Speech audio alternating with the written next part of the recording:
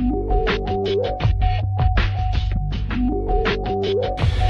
everyone, Patrick here with Rap4. Hey, I got an inquiry from a fellow Geardo named Paul Zaroff who described his kit for me, had a few questions about how he might want to arrange it.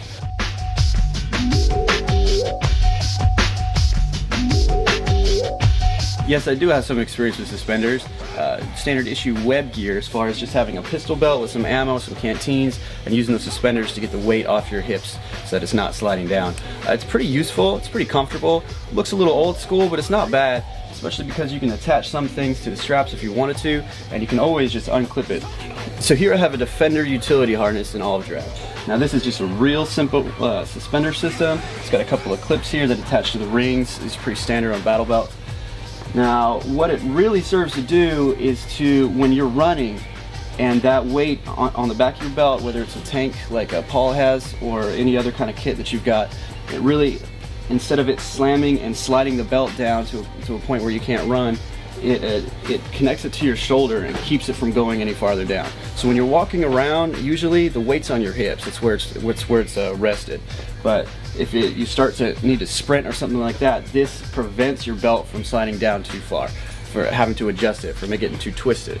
It's a really useful tool. If you don't have anything going on up here as far as a vest or anything like that, it definitely is a really good choice. It looks a little old school, but it's really comfortable. Don't really need any padding because it's not going to be on your shoulders the whole time if you have it on there right.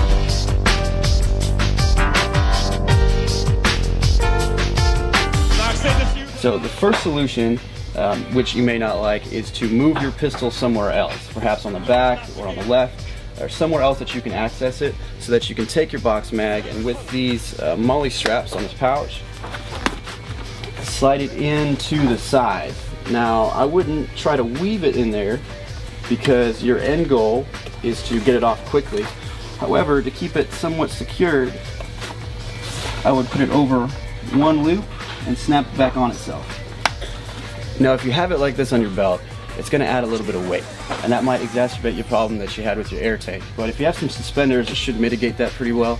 If you want to get to this, the only thing you're going to have to do is unsnap these two snaps, slide it right off, put it in your marker, and you're good to go.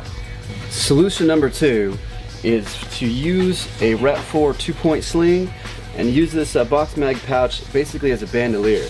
So you'd be using it over one shoulder, and it would drop this box mag at the exact same place. Now this is going to allow you to just take it and put it straight in your marker.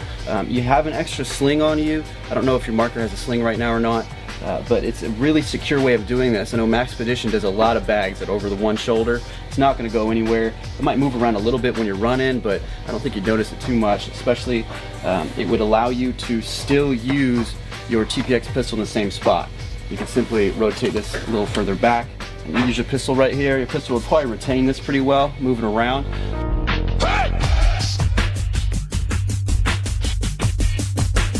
Now I mentioned this plate carrier that we're set to release soon. I don't know when, but I do know it's on its way.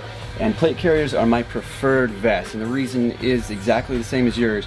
I can't stand over bulky vests. I don't like feeling restrained or strapped down or tied down. I really like having just a small plate on the front, small plate on the back to mount gear to. Now here, the only thing I have on this are two 20-round D-mags, a flashlight, I got it, my name tape right there, it's my call sign, and a Camelback. Now I'm going to wear a Camelback no matter what. Hydration is really important. You need to keep drinking water. If you're thirsty, it's too late, you need to stay ahead of that. So I'm already accepting that I'm going to be having the shoulder straps of a Camelback. So really all this is adding to it is a plate on the front that I can mount MOLLE pouches to. Now I really like having the extra ammo here. I always reload from my belt, however. I never speed reload from my vest unless I have to, but that's a really rare occasion. So this is really here as a reserve.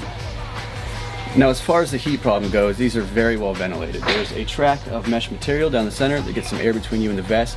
I haven't noticed any problems. I felt comfortable out here this summer. Here in California, Northern California, it's been about over 100 degrees some days. We've been out there playing. I've had a good time. Haven't noticed any kind of discomfort or anything. But if that is a concern of yours, then by all means go with the chest rig. Those have the open backs, I believe, so that it's even more breathable than this. Just be sure to give yourself a little bit of distance between your battle belt and the vest. and that's going to give you superior mobility, be able to kind of twist if you got to run. If you want to crawl or anything, nothing's going to be kind of tying you down or feeling like you're restricted in your movement. Hey, so thanks for watching. Outstanding questions. Really liking all the feedback we're getting on our Facebook page and all the questions for future videos. If you have anything that you think of, go to our Facebook page. It's facebook.com/Rap4USA and shoot me a message. Hey Patrick, I want to see a video on whatever it may be. Thanks for your time, and we'll see you out there.